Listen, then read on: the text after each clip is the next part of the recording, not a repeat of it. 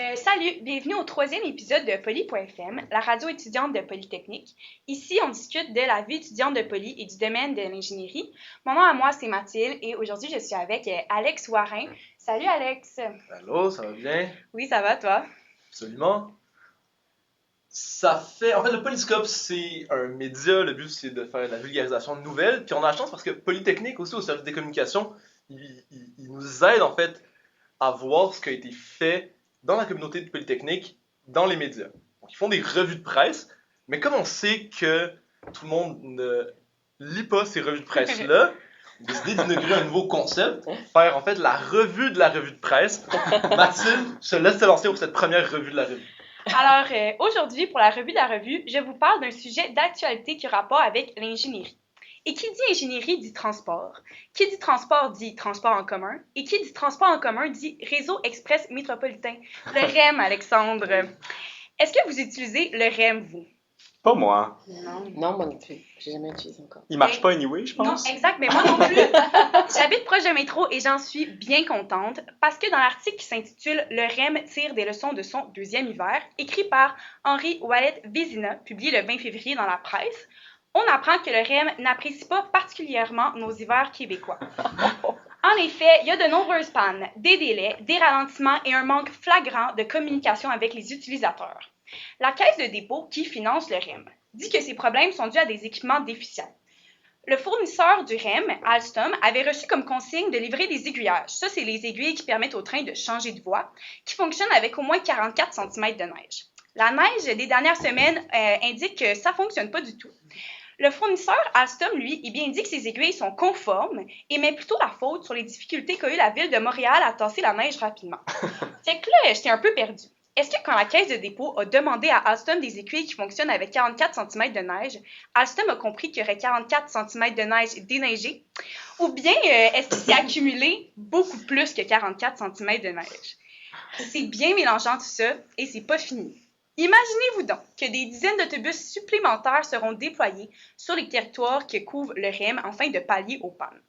Mais là, l'affaire, c'est qu'à la base, il y avait une loi mise en place qui empêchait les autobus d'emprunter le pont Samuel de Champlain pour pas entrer en concurrence avec le REM.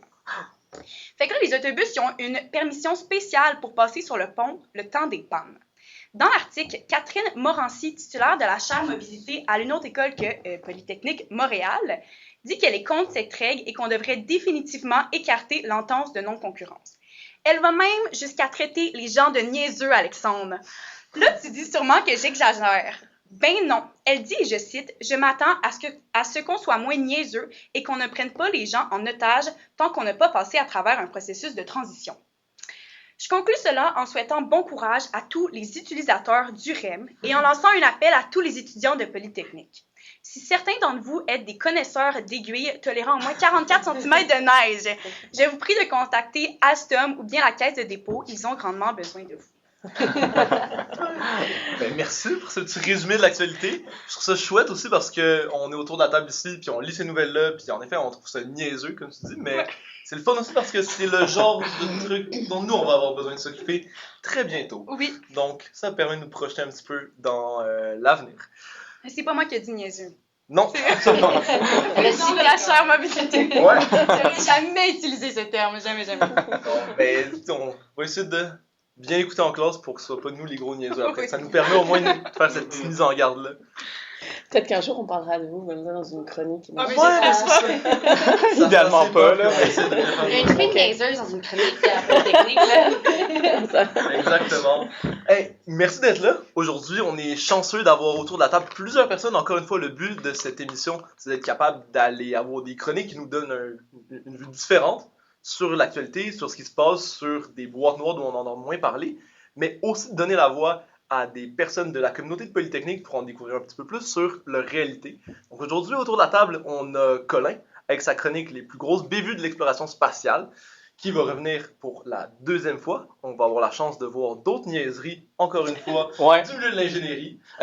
Juste corriger, par exemple, c'est pas la même chronique la dernière fois. C'est une différente chronique. Je pense que c'est peut-être un petit typo, mais c'est plus la même chose. C'est rendu différent.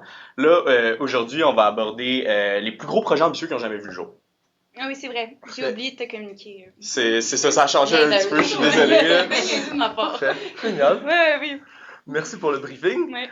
On va également avoir le BIPCV, le Bureau d'intervention et de prévention en matière de conflits et de violence, pouvoir nous parler de son rôle dans Polytechnique et on va aussi poser nos propres questions. Et finalement, on aura Marie-Claire qui va nous parler pour la deuxième fois de sa chronique, Erreur 404, femmes non trouvées. Ça, c'est bon. Merci d'être avec nous aujourd'hui. Merci. Ouais, c'est ça. Colin, on va commencer tout de suite avec toi. Rapidement, Yes. nouveau concept, nouvelle chronique. Je te laisse la parole. Parfait. Fait que c'est un nouveau concept, mais on reste relativement dans le même domaine. On reste encore dans le domaine, pas tout à fait de l'exploration spatiale, mais un peu du milieu aérospatial, de la recherche, de la découverte, des choses comme ça.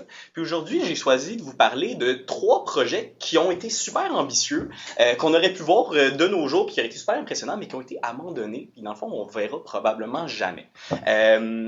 La majorité de ces idées-là viennent de la guerre froide. Ça a été vraiment un berceau d'idées. Malheureusement, beaucoup de ces idées-là étaient dirigées par des armes, des choses comme ça. J'ai dû en faire une sélection parce qu'il y avait vraiment toutes sortes d'idées complètement folles qui sont sorties de la guerre froide. Puis j'en ai choisi 3. Si jamais ça vous intéresse, je vous encourage à aller voir un petit peu plus loin. Donc, le premier projet que je vais vous parler, c'est le projet désolé, je le prononce mal, je le prononce sûrement mal, Znamia, qui était essentiellement des miroirs géants qu'on allait mettre dans l'espace. Donc, la première fois qu'il y a eu cette idée-là de mettre un miroir géant, ça a été les Allemands, plus spécifiquement les nazis, qui se sont dit « il nous faut une arme ». Puis là, je fais juste vous rappeler, pendant la Deuxième Guerre mondiale, on commençait à faire des fusées. Fait qu'on n'avait pas vraiment envoyé grand-chose dans l'espace encore, puis on s'est dit « parfait, on va envoyer un kilomètre avec 9 km carrés, un miroir avec 9 km carrés de surface », ce qui veut dire un miroir de un petit peu moins de 3 km de 3 km de diamètre, un petit peu moins de 3 km de diamètre, qui était vraiment une structure qui était complètement massive, puis on allait lancer ça sur des fusées qui existaient comme pas encore vraiment. Attends, quoi? Ouais, Il voulait envoyer essentiellement des comme vraiment immenses miroirs dans l'espace, puis les fusées n'existaient même pas encore pour envoyer cette masse-là dans l'espace. Même aujourd'hui, il n'existe pas vraiment. Tu peux pas envoyer un miroir de 3 km de diamètre. Ça se fait juste pas, c'est irréaliste. Bref, la guerre froide, c'est fini. Le projet a été abandonné parce que essentiellement, leur but aussi, c'était d'incinérer des villes complètement avec un miroir géant. C'est ça ma question. Ils voulaient faire quoi avec les miroirs? C'est ça. Fait que le but, c'était de faire une arme à ce point-là. Par exemple, on réalisait que c'était un petit peu... C'était pas super pratique parce que, il allait avoir de la misère à focusser la lumière sur un endroit sur la Terre. S'il le faisait, il était comme, OK, mais comment on déplace le faisceau lumineux? Est-ce qu'on brûle tout sur notre chemin en déplaçant le faisceau lumineux? Ou comment on fait ça? Bref, l'idée était juste mauvaise. C'est des excellentes questions à se poser. Ouais, c'est ça. Puis la guerre, c'est fini et tout, mais il y a eu la guerre froide qui a donné, dans le fond, un nouveau souffle à cette idée-là. Ils ont réalisé assez rapidement que c'était pas vraiment réaliste de faire une arme avec des miroirs dans l'espace, mais l'Union soviétique a des territoires qui sont quand même pas mal au nord. Si t'es pas mal au nord, ça veut aussi dire que, t'as pas des journées qui sont très très longues. Tu manques assez de lumière. Là, ils se sont dit, ça commence à nous coûter cher d'électricité, puis les gens sont pas très productifs quand il fait noir. Il faudrait qu'on réussisse à prendre la lumière du soleil, puis comme la détourner, puis être capable de mettre de la lumière sur un territoire pour l'illuminer.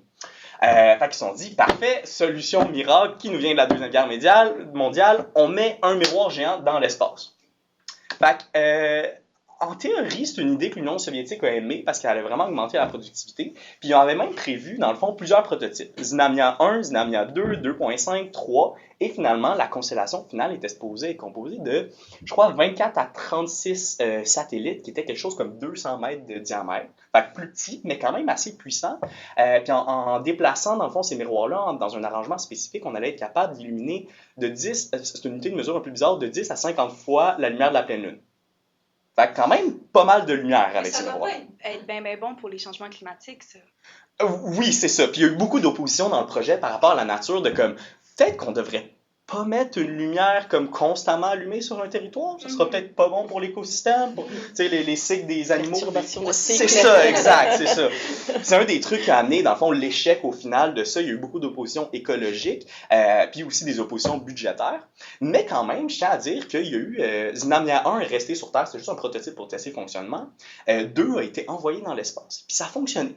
On a réussi à illuminer, dans le fond, avec la puissance d'une pleine lune. C'est encore une unité de mesure bizarre. Mais on a illuminé, avec la puissance d'une pleine lune, un diamètre de 5 km sur la Terre. Fait qu'on était capable de voir, de déplacer une pleine lune. Le problème, c'est que l'orbite a été pas très bien choisie, ce qui veut dire qu'à place que la lumière reste à un même spot toujours sur la Terre, il se promenait autour de la Terre très très vite. À quelque chose comme 8-9 km/s. Ce qui voulait dire qu'à la place d'avoir un spot qui était constamment illuminé, on voyait plus juste un petit flash. qui durait environ une demi-seconde. Fait que bref, ça n'a pas vraiment marché. Zinamnia 2.5 était supposé régler le problème puis bien placé. Malheureusement, en déployant Zinamnia 2.5, le miroir, qui est un miroir flexible, s'est accroché dans une antenne, il a déchiré. Puis là, ça a été, j'imagine, la goutte de trop. Puis dans le fond, le projet a été abandonné puis il n'y a plus jamais eu de miroir dans l'espace. Il existe des petits prototypes, un peu des choses qui ont essayé de reprendre ce concept-là, mais pour les besoins de la cause, ça a été sensiblement abandonné aujourd'hui. Fait que, malheureusement, on n'aura jamais le jour pendant la nuit. Il n'y aura pas de miroir dans l'espace d'isto. Histoire de miroir et de narcissisme toxique. Ouais, vraiment, là. On voit ça. Vraiment. C'est ça. Puis vraiment beaucoup d'espoir pour des concepts qui étaient un petit peu farfelus. Puis d'ailleurs, ça amène un peu au deuxième concept qui s'est aussi développé pendant la guerre froide. Un concept qui est étonnamment très méconnu, les écranoplanes. Est-ce que vous avez déjà entendu parler un petit peu? Non. Un petit peu, non? Non? OK. Fait que dans le fond, il y avait des bateaux, vous le savez. Des bateaux, c'est quand même assez efficace. Ça transporte beaucoup de cargo, très efficace dans le côté énergétique. Il y avait des avions aussi. Les avions transportent beaucoup moins, mais vont beaucoup plus vite. Puis quelqu'un qui s'est dit, c'est comme gossant un petit peu, on aimerait ça d'avoir une espèce d'entre-deux. Fait que là, ils se sont dit, OK, on pourrait mettre des ailes en dessous des bateaux pour que les bateaux ils soient capables de sortir un peu de l'eau, puis réduire la traînée des bateaux. C'était pas pire, mais il y avait des limitations techniques qui limitaient ces machines-là, ces bateaux-là, à quelque chose comme 100-110 km/h. Ce qui a amené un scientifique qui a été quand même assez proactif de dire, les ailes, à la place de les mettre dans l'eau, on pourrait juste les mettre à l'extérieur des bateaux. Fait qu'on prend le bateau, puis on met des ailes dessus, puis si on va assez vite, notre bateau, il va s'envoler. Comme une piste de décollage. Comme une piste de décollage. Puis là, vous pourriez dire, OK, mais c'est un hydravion. Pas tout à fait. Parce que dans le fond, ce qu'on voulait, c'est vraiment transporter des gros bateaux cargo, des choses qui étaient très, très lourdes, mais on n'avait pas l'efficacité pour faire ça. Impossible. Sauf que en aviation, il y a un effet qui est quand même assez bien connu, c'est l'effet de sol, ou le ground effect en anglais. Puis l'effet de sol, c'est, si jamais vous nous écoutez sur Spotify, ça va être un petit peu plus dur, mais pour ceux qui voient la caméra, je vais faire une petite image. L'avion, il s'approche de la piste d'atterrissage, puis en s'approchant à quelques mètres de la piste d'atterrissage, il va comme avoir un coussin d'air comprimé qui va s'accumuler en dessous des ailes. Puis ça va faire qu'il va avoir beaucoup plus de pression que d'habitude. Ça va permettre à un avion de rester plus longtemps dans les airs, même s'il n'y a pas la vitesse nécessaire pour rester dans les airs s'il était vraiment plus haut que le sol. Fait qu'ils se sont dit, ces gros bateaux cargo-là avec des avions, peut-être si on est capable de les faire voler juste à quelques mètres au-dessus du sol, on est capable d'aller aussi vite qu'un avion, transporter autant qu'un bateau. Ils ont commencé à développer ça, puis ça a marché. Ça a vraiment très bien marché. C'est comme, juste pour être sûr, oui, c'est sûr. servir du ground effect. Ouais. Fait que ça demande moins d'énergie qu'un vrai avion, mais comme on peut aller aussi vite dans le fond. On peut aller pratiquement aussi vite, c'est ça. Ils ont commencé à faire des petits prototypes, ça marchait bien avec les petits prototypes, mais il y avait des petites instabilités, des choses comme ça. Ce qui a amené l'équipe du développement des écranoplanes, parce que c'est comme ça qu'on a surnommé ces véhicules-là, à développer ce qu'on appelle le KM. Je pense que c'est un nom russe, malheureusement, j'ai pas été capable de trouver exactement c'était quoi KM, mais le KM, c'était assez monstrueux, tellement qu'il a hérité du nom le monstre de la mer Caspienne. Pour vous imaginer un petit peu, ça ressemblait à quoi? C'est environ la grosseur d'un 747, mais environ 300 tonnes plus lourd qu'un 747. Il était capable de transporter énormément, puis ça avait fait ses preuves, c'était extrêmement efficace. Il y avait quelque chose comme 8 jets en avant, 2 jets en arrière. Ça pouvait aller à 600 km/h sur l'eau, puis ça volait à quelque chose comme, je pense que le bas de l'écranoplane était fait pour être à 1,5 mètres du sol. Quelque chose comme ça. Très, très vite. Malheureusement, c'est pas pour rien que c'est mort les écranoplanes aujourd'hui. Un des problèmes, ça a été, dans le fond, la salinité de l'eau. Le sel rentrait dans les moteurs puis avait tendance à complètement éroder les moteurs puis vraiment les abîmer énormément. Ce qui a fait que, justement, les écranoplanes étaient plus dédiés à opérer dans la mer Caspienne qui avait un taux de salinité vraiment plus bas, qui leur permettait d'opérer plus longtemps. Ce qui a hérité, entre autres, ce qui a fait que le KM s'est hérité le nom, le monstre de la mer Caspienne, justement. Un autre des problèmes qu'il y a eu, puis ça a été vraiment le dernier échec, dans le fond, du KM, ça a été sa mauvaise résistance aux vagues. Il était supposé être capable d'opérer dans des vagues de 1 mètre, 2 mètres de haut. Malheureusement, si vous allez voir sur YouTube, parce qu'il y a énormément de vidéos de ça, je vous le conseille, vous n'allez pas voir aucune image du KM qui opère dans des conditions qui sont autres que complètement miroir sur l'eau. Fait qu'il opérait tout le temps dans des conditions comme ça. Il n'était pas prêt à aller sur la grande mer avec des grosses vagues, des choses comme ça. Ça n'allait pas marcher. En fait, peut-être qu'avec plus d'efforts, ça aurait marché. Malheureusement, le budget a été coupé, puis les gens se sont juste dit, on va oublier ça, on va investir dans des bateaux, des avions, des technologies qu'on sait qui marchent, on va pas investir dans cette espèce de technologie hybride-là. Puis le projet a été essentiellement abandonné, fait qu'on verra plus jamais d'immenses bateaux-avions voler à 600 km/h au-dessus de l'eau. Même si ça aurait été quand même assez impressionnant à mon avis. Puis je crois que la mer Caspienne a quasiment disparu. Hein? Ça se peut. Je m'y connais pas assez pour me prononcer sur le sujet, honnêtement. Bon, on pourra faire une recherche après. Ouais, je pense que j'aurais dû justement. Là. Donc, ces bateaux-là, on parle de quoi comme taille de bateau? C'est des immenses cargos porte-conteneurs? C'est-tu comme des porte-avions? Imaginez, ça ressemble, pour les besoins de la cause, ça ressemble à un 747. Mais à place d'avoir des longues ailes vraiment triangulaires ou rectangulaires, on va avoir des ailes qui vont être beaucoup plus courtes, mais beaucoup plus longues en termes de longueur avant-arrière de l'avion. Fait que c'est vraiment des espèces de mognons d'ailes vraiment très gros. Mais mettons over-under le yacht à Jeff Bezos. Je sais pas, j'ai pas fait la comparaison, je suis désolé. Mais vraiment des très très grosses machines, là, probablement dans les plus grosses machines volantes qui ont existé. Fait que parce que justement... Mais c'est volant ou c'est volant? C'est volant, ça touche pas à l'eau. Ça touche pas à l'eau du tout. Ça touche pas à l'eau du tout, ça vole juste très très proche. Donc, l'eau a besoin d'être plate. Ouais, c'est ça, très très plate, sinon on allait faire des pertes de portance. Il aurait pu faire ça sur la Terre, mais il y a trop d'obstacles. C'est ça, exactement. Puis aussi, un autre des trucs que je n'ai pas mentionné, c'est qu'étant donné que normalement un avion tourne en tournant vraiment en roulis l'avion, le problème, c'est que quand tu es très proche, tu peux pas vraiment tourner sans que ton aile accroche dans le sol. Ce qui veut dire qu'il n'y avait pas la même dynamique pour tourner, ce qui faisait qu'essentiellement, il était très très lent à tourner, puis il avait besoin d'avions puis de choses comme ça pour dire « Attention, il y a une roche, il faut que tu tournes à droite. » Fait que là, il devait prévoir vraiment d'avance, puis en allant à 100 km/h, il fallait que ça soit vraiment d'avance. Fait que bref, c'est révélé un petit peu impratique. Ça doit faire un peu de trafic là, sur l'eau, des bateaux qui vont à 100 km/h. Là, on n'est pas habitué à ça. Non, c'est ça, là. Communiquer comme il faut. Ouais, c'est quoi les règles de circulation que tu mets, là? Ouais, C'est c'est vraiment ça. terrible. Fait que tout ça pour dire, le projet a été abandonné. Il y a des startups comme Flying Ship qui travaillent encore pour essayer de faire des petites choses comme ça. Puis, un peu ironiquement, l'armée américaine a repris le concept puis a décidé de développer un concept qu'ils ont appelé le Liberty Lifter. Parce qu'évidemment, il amènerait juste de la liberté avec ça. Bon, c'est ça. Fait que, un concept intéressant que j'aurais vraiment aimé voir, malheureusement, on le verra pas vraiment. Par exemple, ça m'amène à un concept qui n'est pas soviétique cette fois-là, mais un concept américain du projet Orion. Le projet Orion, qui est vraiment mon projet préféré que je vous présente ici, parce que c'est totalement absurde, puis c'est facile de voir aujourd'hui pourquoi ce concept-là a été complètement abandonné. Ils ont fait un test, attendez, je vais juste prendre mes notes pour savoir c'est quoi, mais pendant l'époque nucléaire, ils ont fait des tests dans le fond où ils ont enterré des bombes nucléaires en dessous du sol.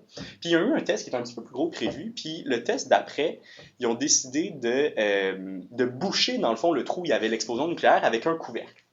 Il y a eu l'explosion nucléaire, le couvercle a sauté à quelque chose comme 66 km par seconde. Fait qu'ils ont envoyé un couvercle tellement vite qu'ils se sont dit ça serait quand même une bonne idée de propulser des choses avec des bombes nucléaires. Ce qui a amené au développement du projet Orion, qui était un nuclear drive, qui était essentiellement le principe, c'est on va prendre une grosse fusée, mais à place d'attacher des moteurs chimiques, puis vraiment des contenants chimiques, on va mettre des gros ressorts, puis une grosse plaque de métal, puis on va juste déposer des petites bombes nucléaires en dessous de l'Orion pour essentiellement transférer les impulsions des bombes nucléaires pour qu'elles aillent jusque dans l'espace, puis pouvoir explorer l'espace avec une série de bombes nucléaires. Sécuritaire. Très sécuritaire, très sécuritaire. Ça a vraiment passé proche d'exister en passant. Les projets pour un Orion de 4000 tonnes ont été développés par l'armée américaine, ça a passé très proche. Ça a été annulé par John F. Kennedy un petit peu avant sa mort, parce qu'il était comme non, on va aller dans l'espace explorer la Lune à la place d'exploser des bombes nucléaires. Puis en plus, il y a eu des traités nucléaires qui empêchaient ce genre d'opération-là. Des voyages dans l'espace éthiques.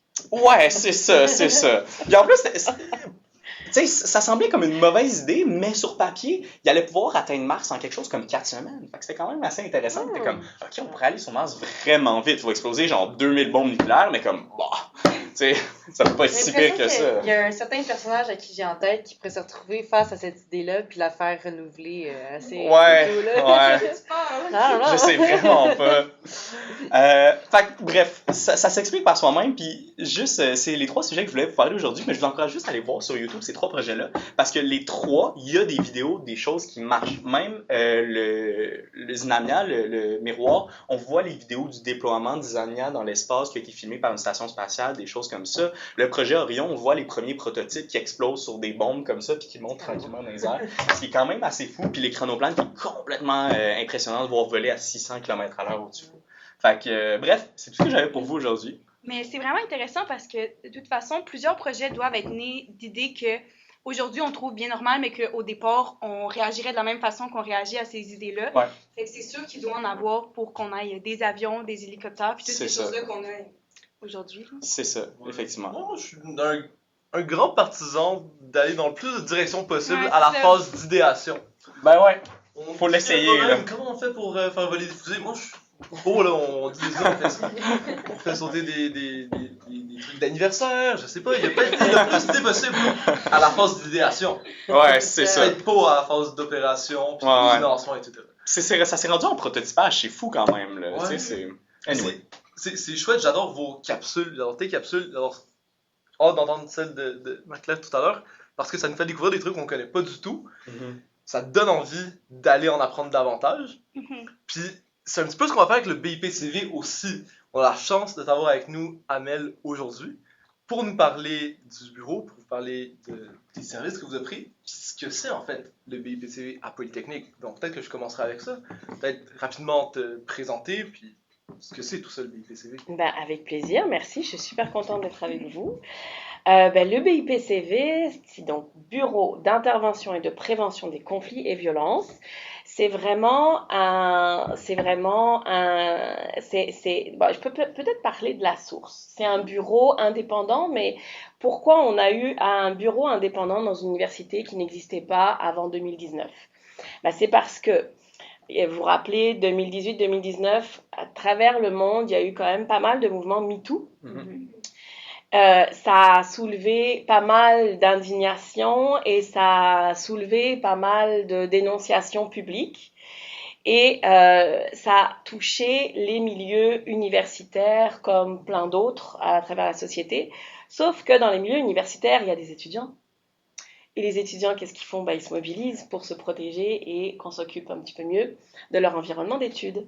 Donc les associations étudiantes ont été très proactives politiquement.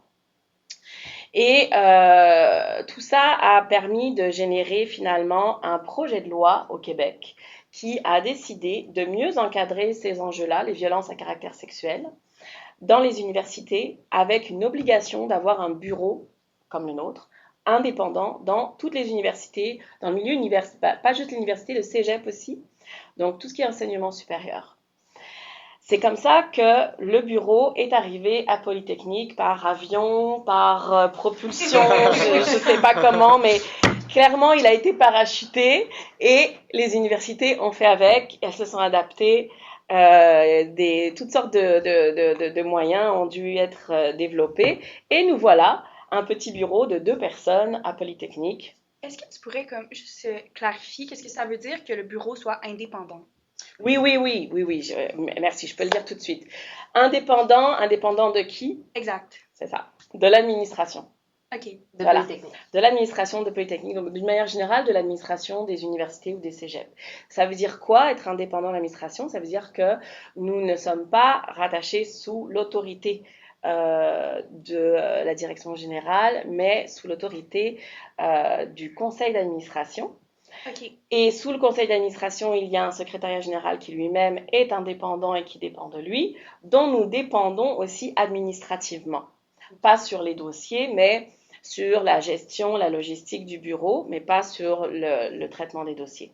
C'est ça l'indépendance. Donc vous êtes comme payé par Polytechnique, mais vous gérez exactement. indépendamment. Genre. On est des employés de Polytechnique, mais on a un statut à part. On est des professionnels, on dépend tous d'un ordre professionnel, en tout cas à Polytechnique. Oui.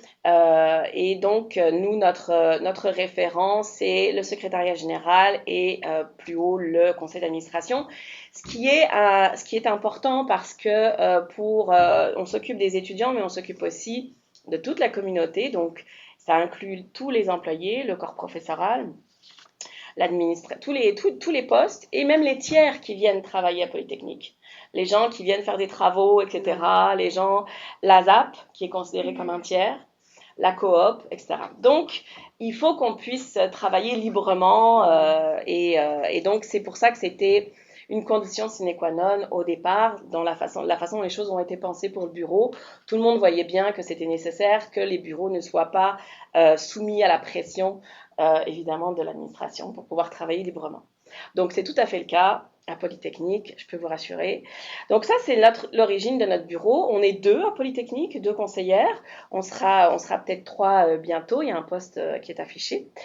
Le bureau, ce qui est important souvent, c'est qu'on pense que le bureau, comme on s'occupe de sujets sensibles, au départ, donc les violences à caractère sexuel par la loi, mais on a ouvert le mandat de notre bureau à tout ce qui est conflit, harcèlement psychologique, harcèlement sexuel, intimidation, tout ce qui touche à la vie privée, la discrimination, le racisme. Hop, ça a été rapatrié chez nous aussi, à 100% pour les étudiants. Et pour les employés, c'est autre chose parce que là, il y a les RH qui font leur part, etc. Mais on ne va pas aborder ce volet-là avec vous. Voilà, ça c'est notre mandat, donc les violences à caractère sexuel et maintenant tout ce qui touche aux violences, à l'intimidation, au conflit. On est là à 100% pour vous. Ce qui est important aussi de démystifier sur le rôle du bureau, c'est que on touche des sujets sensibles et donc les gens ont parfois du mal à oser frapper à notre porte parce comme on est aussi indépendant, ils pensent qu'on est un organe de sanction, qu'on est un peu la police des mœurs, qu'on va juger la façon dont on se comporte, etc. Alors nous, on n'a pas le marteau du juge, du tout. On ne pose pas de sanctions. On est une unité de conseil, d'intervention, de terrain, d'accompagnement, mais on ne pose aucune sanction. La seule chose qu'on fait, par contre, et c'est ce qu'on appelle plutôt des mesures de sécurisation ou d'aménagement, quand il y a une situation difficile et que des personnes ne doivent pas se croiser, se rencontrer, être dans le même cours ou faire partie du même comité, etc. Là, nous, on peut travailler là-dessus, poser des mesures qui sont des recommandations, qui sont validées par l'administration de manière le plus restreinte possible, ou par l'AEP si c'est des comités qui sont concernés, parce que la décision doit descendre sur le terrain par l'AEP. Tu peux parler, disons, au registrariat pour séparer les cours ou des choses comme ça? Ils ne connaissent aucun contexte. La seule chose qu'ils savent, c'est qu'il y a une décision de l'administration. Ils savent même pas nécessairement que le BIPCV est dans la loupe, parce que ça passe par l'intermédiaire d'un directeur, le directeur des études. Donc, à la rigueur, ils n'ont même pas à savoir que le BIPCV est dans la loupe. Okay. Et ils reçoivent une consigne qui dit que tel et tel ne doivent pas être dans le même cours, ou alors on peut directement parler avec les profs. Il y a toutes sortes de manières de faire. Mais donc, on peut sécuriser, on peut protéger les personnes. C'est sûr que c'est quand même des mesures un peu contraignantes. Okay, parce que on dit à quelqu'un, tu pourrais pas aller à la bibliothèque en même temps que X. Y, tu peux pas te retrouver dans le même party que X tel jour pendant tant de temps. Le temps que ça se calme un peu, puis etc. Donc, oui, c'est une contrainte, mais c'est pas une sanction. Okay? Puis nous, on s'assure toujours que ce soit raisonnable en rencontrant tout le monde. Les personnes affectées et les personnes mises en cause. Puis des fois, ça nous est arrivé de dire, ouais, la demande de la personne affectée est tout à fait raisonnable, mais parfois, ça allait un peu trop loin. Ok, c'était parce qu'on peut pas, par exemple, on ne peut pas prendre une mesure qui a un impact sur le cheminement scolaire ou académique. Donc nous, on n'a pas le pouvoir de virer quelqu'un. Ou de dire, toi, c'est fini, t'as plus le droit d'être à Polytechnique, t'as plus le droit de participer aux événements pendant 2 ans ou tout ton cursus. On a déjà eu des demandes comme ça. Ça, c'est trop. Donc, il y a quand même certaines limitations. Mais en général, on n'a jamais eu de problème. Ça se fait très bien. Il y a un volet, peut-être pour compléter après, là, mais j'ai l'impression qu'il y a un volet qui touche parfois l'événementiel, il y a des volets qui touchent parfois le pédagogique et tout. Comment on fait pour bien distinguer le rôle du BIPCV si on essaie de le contraster, par exemple, à celui du comité de discipline étudiante ou à celui du bureau de la protectrice des droits ou alors de la direction des études. On dirait parfois de l'extérieur que c'est des structures où il y a une intersection dans les mandats. Qu'est-ce qu'il y en est vraiment? Oui et non. C'est-à-dire que, pour faire simple, le BIPCV ne touche pas du tout aux questions académiques. Donc, si par exemple un étudiant vient pour dire c'est injuste, mon prof il m'a donné telle note ou il m'a empêché de faire partie de tel projet, j'ai été déplacé, ça a créé un impact sur moi, etc. Ça, c'est des enjeux de nature académique. C'est une décision qui ne touche pas le mandat de notre bureau. Si là-dedans, il y a d'autres enjeux qui se greffent là-dessus. Oui, mais il a été insultant, irrespectueux, je sais que c'est de la discrimination, etc. En général, ça, on valide ce point-là peut-être dans un deuxième temps. Parce que très souvent, lorsqu'on arrive à calmer le jeu sur le plan administratif, par l'administration elle-même. Puis nous, on peut donner un coup de pouce là-dedans pour clarifier un petit peu la situation ou donner un éclairage à l'administration sur le fait qu'il y a quelque chose qui pourrait dégénérer. Agissons peut-être le plus vite possible, le plus simplement possible, le plus discrètement possible. En général, ça se passe assez bien. Puis on a remarqué que finalement, quand on désamorçait l'enjeu administratif, puis que l'étudiant ne se sentait pas injustement retiré ou que ça n'a pas d'impact, sur son cursus, les choses se tassent et s'arrêtent. Donc, le sentiment d'injustice, il peut des fois s'apaiser par une réponse administrative. Parfois non, parfois oui c'est bien, mais ça reste vivant le problème de la discrimination, du racisme, et là on peut travailler là-dessus. Là où c'est là que l'ombudsman peut intervenir, c'est sur les enjeux académiques. C'est-à-dire que lorsque l'administration n'a pas répondu à l'appel, que l'administration n'a pas donné satisfaction et que l'étudiant pense qu'il a été injustement traité, qu'il a fait l'objet d'une décision inéquitable, qu'il n'a pas été entendu, au dernier recours, il peut aller voir l'ombudsman pour l'aider là-dedans. Qui est? Julie Boncompin. OK. Et qui est au 3535 Queen Mary. Okay. Donc ça, c'est l'ombudsman qui va travailler sur une décision injuste et inéquitable en lien avec le parcours académique. Donc elle travaille plus avec les règlements des études et nous, on travaille avec la politique VAX et le règlement du milieu de vie. Okay. Donc nous, on est vraiment axés sur les relations interpersonnelles, les conflits interpersonnels, les relations sentimentales et aussi les relations de pouvoir là-dedans. Puis là, mettons, moi j'ai une question, mettons que pardon, j'ai oublié le CDI. Le comité de discipline étudiant. Le comité de discipline étudiant, c'est lui qui a le pouvoir de poser des sanctions, pas nous. Okay. Donc, le comité de discipline étudiant, il n'est convoqué que s'il y a eu une plainte formelle au préalable, qui certes a été déposée chez nous, et on la coordonne, on fait le travail d'enquête, disons, ou de vérification. On monte le dossier et de façon objective et impartiale. Et ensuite, nous, on donne les informations au comité de discipline qui, lui, va faire son analyse, va apprécier les choses librement et on n'a aucun contact avec eux. C'est vraiment opaque.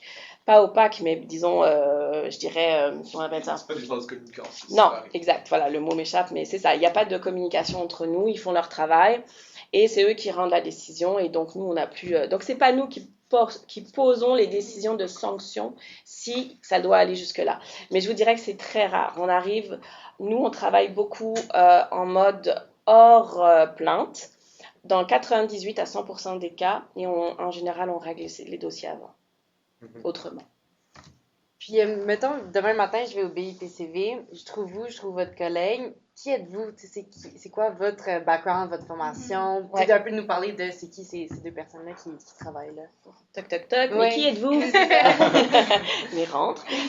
On invite toujours avec le thé, tu peux en témoigner. Oui, absolument. C'est super rencontre, c'est chouette. Ouais. C'est toujours plaisant d'aller au bureau du BIPCV. Et nous, on adore vous recevoir. Donc, d'abord, je te recevrai autour de la table ronde avec un petit thé. Et écoute, voilà, moi j'étais avocate, donc j'ai fait des études de droit en France. Et puis quand par la suite j'étais vraiment avocate de contentieux. Puis après j'ai voulu aller en médiation. Donc j'ai bien vu les deux volets et l'intérêt de la médiation. Et je me suis formée en médiation. Je suis médiatrice accréditée depuis 2016. Et j'ai commencé avec le familial et puis ensuite avec le commercial civil travail. C'est comme ça qu'on nomme les autres types de médiation. Et donc, je suis membre d'un ordre aussi, mais je n'exerce pas du tout comme avocate. Ok. Ici, on a vraiment un rôle de conseillère, on travaille autrement, mais par contre, on peut utiliser la médiation comme stratégie de résolution des différends. En tout cas, moi, je le fais. Ma collègue Cindy, qui travaille avec moi, elle est criminologue, donc elle a étudié en criminaux et elle aussi fait partie d'un ordre professionnel. Et avant, elle a travaillé pour les CAVAC, donc qui s'occupe du soutien aux victimes d'actes criminels. Ok. Donc voilà, on connaît quand même bien les enjeux liés aux violences et aux conflits. Ouais. Là, on a beaucoup parlé de ce que c'était le BPCV, qui étaient les conseillères au bureau aussi. J'aimerais qu'on discute un petit peu de ce que vous faites vraiment concrètement. Je veux dire, moi, je suis un étudiant, c'est quoi les situations dans lesquelles je peux aller vous voir? Parfois, il va y avoir des situations qui m'arrivent dans mon quotidien, dans ma vie. Je n'ai pas nécessairement avoir le réflexe d'aller cogner à la porte du BPCV. Je pense qu'en tant qu'étudiant, l'endroit où on vous voit le plus, c'est dans le cadre des activités d'intégration, Ouais. où vous donnez en collaboration avec l'AEP, le PNEP, des formations pour les intégrateurs et intégratrices. Ouais. Mais ça va plus loin que ça. Donc, au final, dans quelle situation, moi, en tant qu'étudiant, je peux venir cogner à la porte du BIPCV? C'est quoi les autres activités que vous faites? Au final, qu'est-ce Oui. qu'on fait au BIPCV? C'est très varié et c'est ce qui est chouette dans notre travail.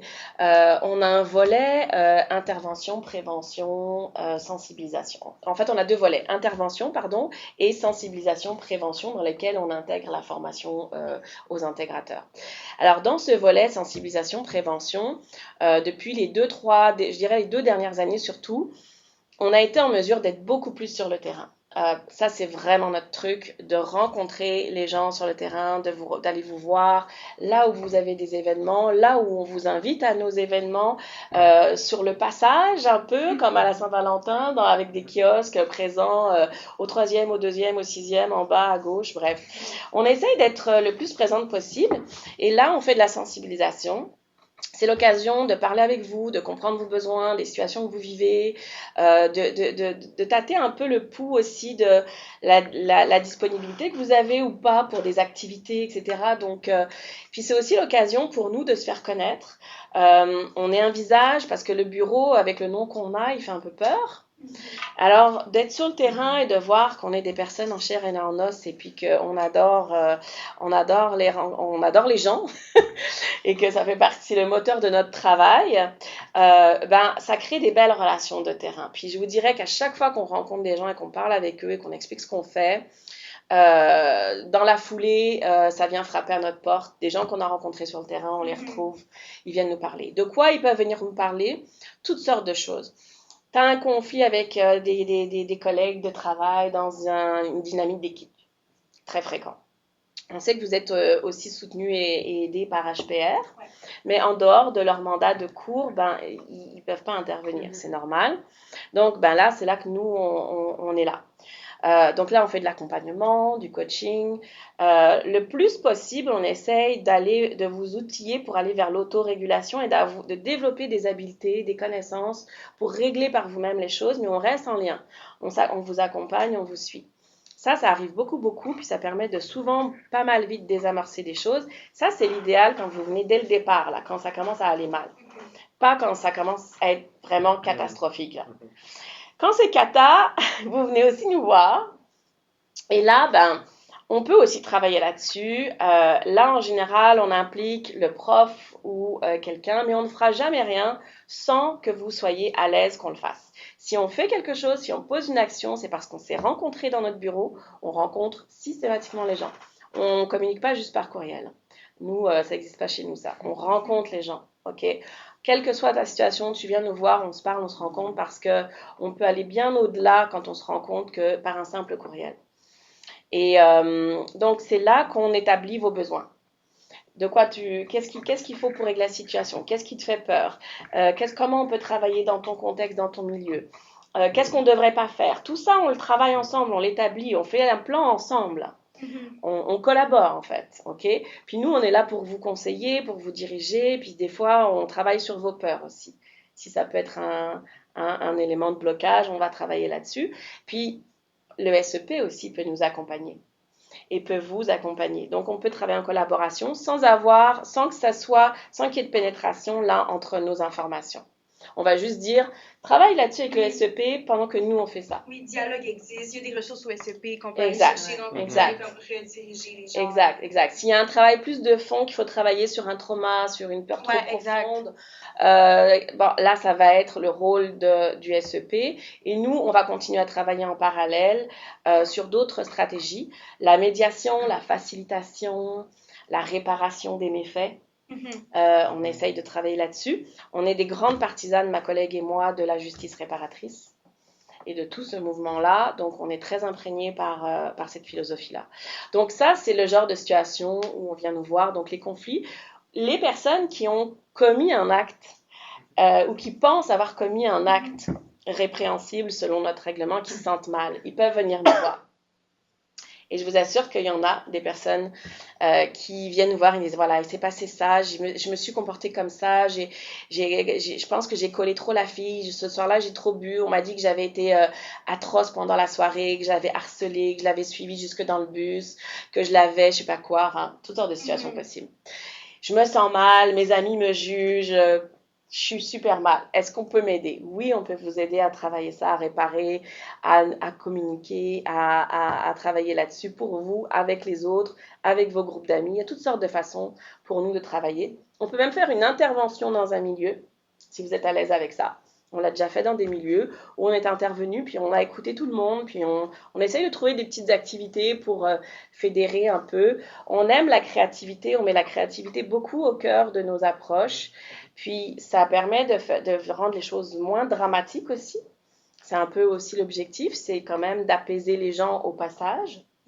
Et même si les situations sont graves, on veut pas créer des contextes dramatisants.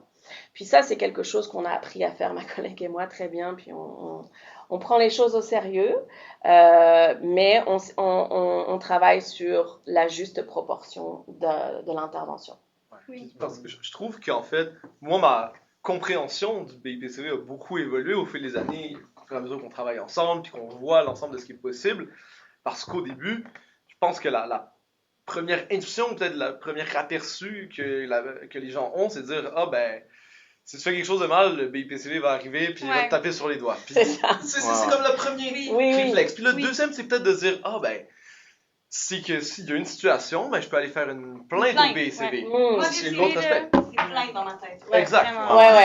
C'est atroce pour nous, c'est atroce. Mais c'est vraiment, j'étais contente aussi qu'on parle des conflits qui n'ont pas rapport nécessairement avec une violence à caractère sexuel, mais quelque chose qui est plus dans une dynamique ou dans une équipe, parce que moi, je pensais que c'était juste pour les violences à caractère sexuel à cause des formations d'intégration dans lesquelles vous parlez de ça. Je ne savais pas qu'il y avait... Aller au-delà. Exactement. Intéressant. Oui, je ne sais pas pourquoi. En plus, j'ai lu hier le mandat et tout, j'avais vraiment l'impression que c'était concentré là-dessus. Justement, moi, ce qui fait évoluer le plus, je pense, ma compréhension puis ma perception du BIPCV, c'est quand j'ai vraiment compris la différence puis les distinctions entre une plainte puis un renseignement, puis un signalement, puis de l'accompagnement et de la médiation. Puis j'étais comme, OK, il y a comme un autre volet, puis il y a un volet de conseil. Puis si moi, j'ai des doutes par rapport à ma façon d'agir, puis d'entrer en relation avec les autres, le BIPCV, c'est une bonne ressource. Puis c'est vraiment à ce moment-là que ça m'a débloqué un petit peu ma conception de ce que c'est, de ce que vous faites. Je sais pas si tu veux en parler un peu de la distinction peut-être entre ces trois... Ça, c'est vraiment un peu important. Puis il y a tout un vocabulaire qui est associé à notre mandat, à notre bureau. Puis on a travaillé là-dessus ensemble quand on a travaillé sur le balado notamment. Alors, il faut faire une grande différence entre le renseignement. Le renseignement, c'est simplement quelqu'un qui a été témoin d'une situation ou qui a été informé d'une situation, qui ne l'a pas vu lui-même mais qui a été informé. Et qui estime que c'est pertinent de venir nous voir pour nous dire, écoute, je suis au courant de telle chose, j'ai pas beaucoup d'éléments, c'est pas la peine d'arriver avec le dossier complet comme pour aller au tribunal. Des fois, les gens ils disent, oh non, j'ai tellement pas d'informations assez claires, assez fiables, je vais pas venir vous voir, je vais être ridicule, il faut que j'arrive avec tout un dossier, il faut que je monte plein d'informations. Non, pas nécessaire. Nous, on va évaluer la crédibilité de l'information. Souvent, on a d'autres informations qui se cumulent et qui nous permettent d'avoir un portrait. Donc, faut pas s'inquiéter de ça. Venez nous voir. Ça, c'est le renseignement. C'est une fois que la personne nous a fait le renseignement, on ne l'implique plus. Donc, on ne lui donne pas de suivi parce que après, on va travailler avec les personnes concernées, avec qui on va entrer en contact. Donc, merci pour l'info. On garde ça dans nos bases de données et ça nous permet de faire une intervention auprès des personnes directement impliquées, mais après, on garde la confidentialité là-dessus. Donc, c'est normal que quelqu'un qui donne un renseignement, on lui dise pas, alors tu sais, voilà ce qu'on a fait après, et c'est pas...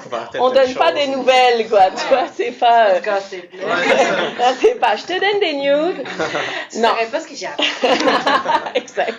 Donc, on rentre pas là-dedans, et ça se comprend. Après, nous, c'est là que par contre, il faut un minimum le nom des personnes impliquées. Parce que nous, la prochaine étape, c'est d'entrer en contact avec elles. Et là, soyez rassurés, quand on vous écrit, c'est vraiment parce que la première étape pour nous, c'est la rencontre. Comment tu vas? Qu'est-ce qui s'est passé? On s'en jase. Ok, on n'est pas là avec le bâton à vous attendre derrière la porte. C'est pas comme ça que ça marche. Au contraire. Donc, on veut savoir comment vous allez, que vous soyez la personne affectée ou la personne mise en cause, ou que vous soyez un autre témoin. Parce que c'est ça, des fois, on va aller chercher d'autres témoins pour donner plus de crédibilité au premier renseignement. On peut aller en chercher un deuxième, un troisième, un quatrième, et après, on poursuit. Donc, ça peut prendre un petit peu de temps des fois. Et des fois, ça peut être très, très rapide. Puis après, on va rencontrer les personnes affectées, chacune dans leur coin, sans dire qu'on va rencontrer l'autre. OK? Donc, on ne dit pas à X qu'on va rencontrer Y et vice-versa. On les rencontre. Et là, on établit les besoins. On établit le contexte. On établit comment ils vont. Et c'est là qu'on peut leur soumettre, on peut leur proposer des ressources pour prendre soin d'elles pendant ce temps-là. Puis nous, on va avancer. C'est quoi ton intention? Qu'est-ce que tu veux qu'on fasse? Quelle stratégie on utilise ensemble? Voilà. C'est là qu'on utilise la médiation, la facilitation, le coaching et que la plainte peut éventuellement venir. Donc, le signalement, c'est quoi? C'est quand tu es personnellement affecté par une situation, mais que tu ne veux pas que ça dégénère en plainte. Parce que la plainte, tout se fait à livre ouvert. On sait qui porte plainte, contre qui, pourquoi. On doit informer l'autre personne que c'est X qui a porté plainte contre toi pour tel motif. Et ça peut être très lourd à porter. C'est la raison pour laquelle des gens ne veulent pas porter plainte, ils ne veulent pas le signaler, puis ils ne veulent pas en parler au but. Exact. Et on en a parfaitement conscience, et c'est pour ça que nous, on essaye de travailler différemment le plus possible. En même temps, il y a des contextes où la plainte, c'est la bonne ressource. C'est la bonne stratégie selon le niveau de gravité aussi, selon aussi la bonne foi des gens. Si tu vois qu'il n'y en a pas, il n'y a pas de collaboration, etc., et que y a quand même un risque de récidive assez important, ça peut être une option. Mais je vous dirais qu'on a toujours réussi à travailler en mode signalement. Donc le signalement, c'est plutôt quand la personne veut qu'on l'aide, veut qu'il se passe quelque chose, mais elle ne veut pas nécessairement que ça aille devant un comité de discipline étudiant. Elle ne veut pas nécessairement que l'administration sache. Elle ne veut pas nécessairement qu'il y ait des conséquences trop lourdes ou que ça crée trop de grabuge dans la communauté, dans les milieux, etc. Donc, il y a tout un tas de choses comme ça dont la personne veut prendre soin. Et nous, on respecte ça. On respecte ton rythme, on respecte tes besoins, et c'est là qu'on va travailler en signalement. Voilà. Donc, le signalement, c'est ça. Et la plainte, vous avez compris, c'est la sanction. Fait que sans faire de plainte, on peut avoir de l'accompagnement, de signaler, c'est ça. Complètement. Qui est peut-être moins engageant pour certaines personnes qui ont peur ou qui veulent y aller doucement dans le processus. Oui, c'est moins lourd à porter, oui, exact. OK? Mais c'est pas moins efficace, OK? 100%.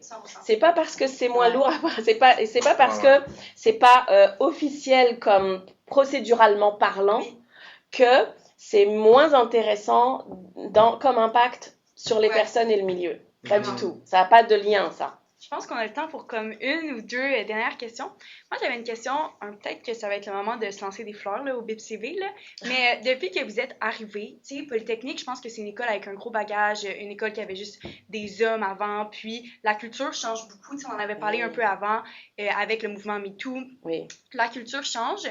Depuis que vous êtes arrivé à l'école, le BIPCV, est-ce que vous avez comme remarqué un changement dans la culture par rapport, disons, aux violences à caractère sexuel, par rapport à l'éducation des étudiants aussi à ce sujet-là? Oui, oui, vraiment énormément, beaucoup, beaucoup, mais ça, c'est grâce au travail des associations étudiantes. Parce que sans le travail des associations étudiantes, de tous les comités étudiants qui s'impliquent, qui travaillent en collaboration avec nous, on ferait pas grand-chose. OK? Donc, pour nous, le travail de collaboration, il est essentiel.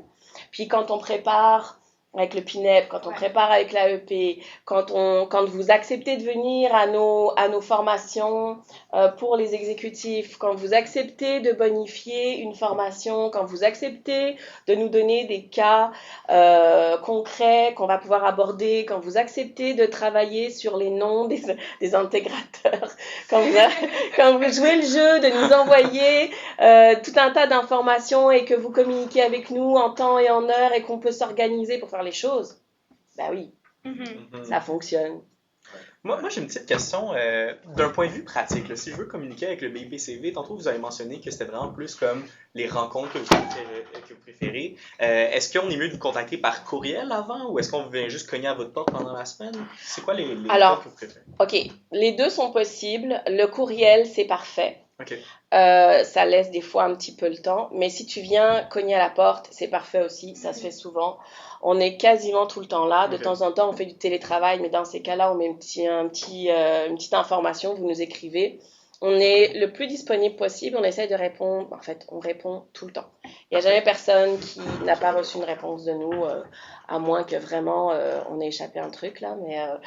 Vraiment, nous, on se fait un point d'honneur à rencontrer les gens et à leur répondre vite. Ouais. Récemment, vous avez fait, tu l'as mentionné, il y a eu un volet de préhension d'accompagnement, puis il y a un volet de sensibilisation aussi. Ouais. Fait des activités sur le terrain, dans la communauté. Récemment, le BIPCV a fait un atelier, plusieurs ateliers, en fait, plusieurs projets. Ouais. J'aimerais que tu me parles un petit peu des observations que vous faites dans le milieu, sur le terrain. Qu'est-ce que vous remarquez dans la dynamique de la communauté? Qu'est-ce qui vous mène à organiser ces activités-là en particulier? Ouais, ça, c'est vraiment le truc qu'on aime faire beaucoup. Comme je disais, on aime être sur le terrain, aller à la rencontre.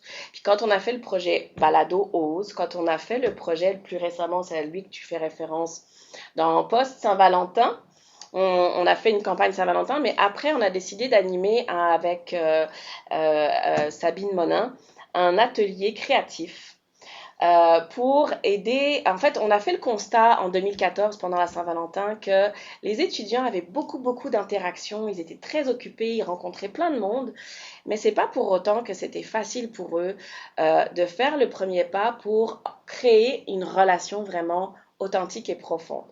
Oui, il y a beaucoup de relations, je dirais, utilitaires pour un travail, pour un projet, pour un comité, pour créer X ou Y projet ou bon bref, vous voyez un petit peu. Collègues de classe.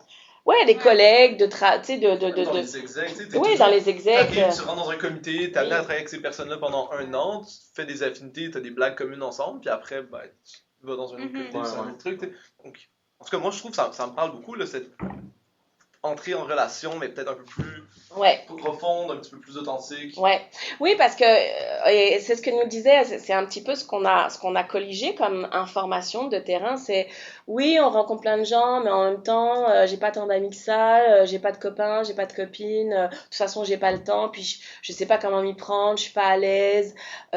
Oui, j'ai rencontré quelqu'un, mais une fois que je l'ai plus vu dans mon cours, bah c'était fini. Mais c'est tellement vrai. J'ai même des gens hyper impliqués qui m'ont dit que mes 2 premières années, j'étais dans plein de comités, j'avais pas de vrais amis. Ouais, vraiment. Tu sais, donc la différence entre travailler avec quelqu'un, puis après, c'est quand qu'on devient amis, comment qu'on fait ça, genre. J'ai l'impression, honnêtement, que la COVID nous a un peu, les réseaux sociaux, tout ça, comme notre addiction à nos téléphones, les textos a vraiment changé un peu les normes et la façon qu'on rentre en relation. Exactement. Tu sais, moi, j'étais ma dernière année, là.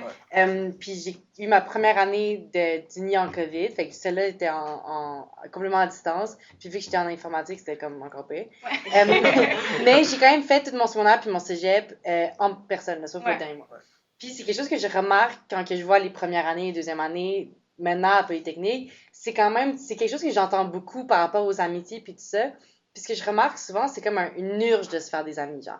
Mm. Maintenant, puis pas juste des amis, mais une gang d'amis, puis beaucoup d'amis. Puis c'est là que parfois, je suis comme, là, t'as pas besoin de 20 amis, là. Tu peux avoir 20 chums. T'as pas besoin de 20 amis.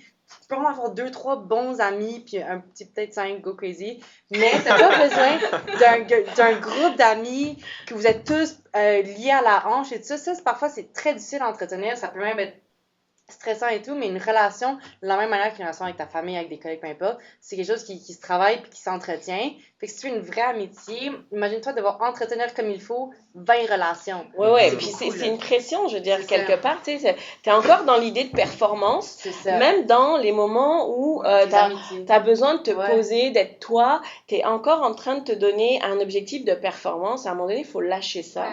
Mais l'implication amène beaucoup ça, parce que c'est un rôle à jouer. Absolument. Alors, tu sais, donc, quand t'es dans plein d'exécutifs, t'es pin-up, comment tu deviens ami avec un pin-up? Parce que c'était un rôle, t'es comme un acteur dans un sens quand tu fais ça, t'as le but d'intégrer les gens. Fait qu'après, disons, là, moi, je suis plus nouvelle, mais tu m'as intégré quand j'étais nouvelle. Là, on doit rebâtir une amitié sans avoir, disons, de niveau entre nous deux. Fait que c'est quand même complexe, c'est vrai, tout ça, là.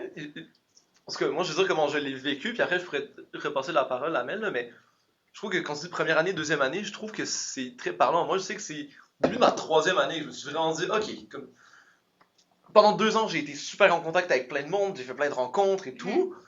Là, il me reste 2 ans, puis il va falloir être peut-être plus proactif pour déterminer, quand j'ai fini mon baccalauréat, qui va rester. Parce que c'est pas à la fin que tu dois te poser la question, ça va pas te tomber dessus, tu veux pas juste le subir.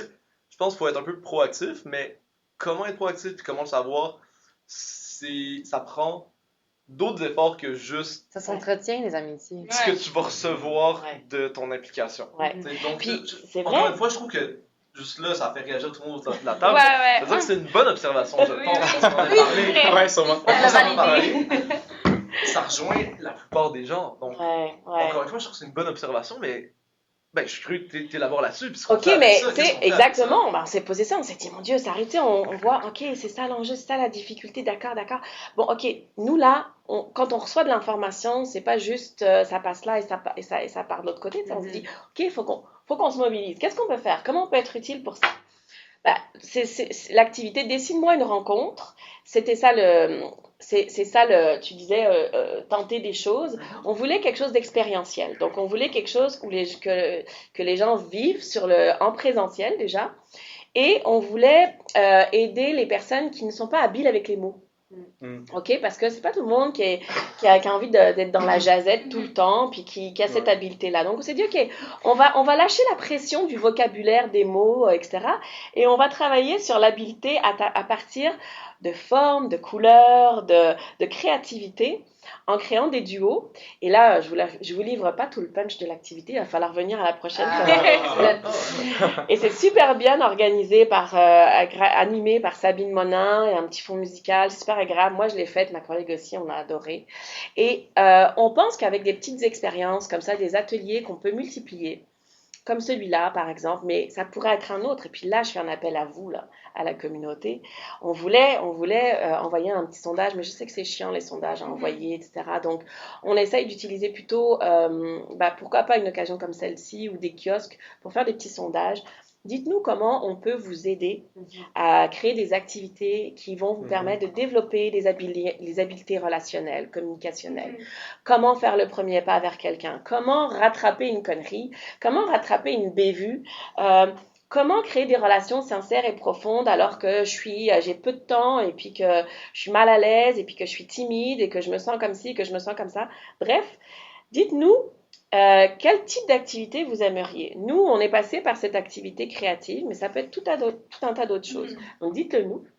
Mais voilà, en tout cas là, on a tiré, on a dit don't act, on propose cet atelier, puis on verra la suite. Ouais, c'est vraiment une bonne idée, puis je pense que surtout en génie, ça peut venir chercher beaucoup de personnes. Là, je sais, des fois, c'est dur de trouver des gens pour les activités, mais beaucoup d'entre nous ont beaucoup aimé les cours d'HPR parce qu'on est tellement tout le temps dans les mathématiques, les sciences, quelque chose de très logique. Puis, il y a beaucoup de personnes comme moi, je pense que oui, on a un côté qui est très logique, mais on n'est pas des gens sans émotion, on n'est pas des gens qui n'ont pas besoin de connexion.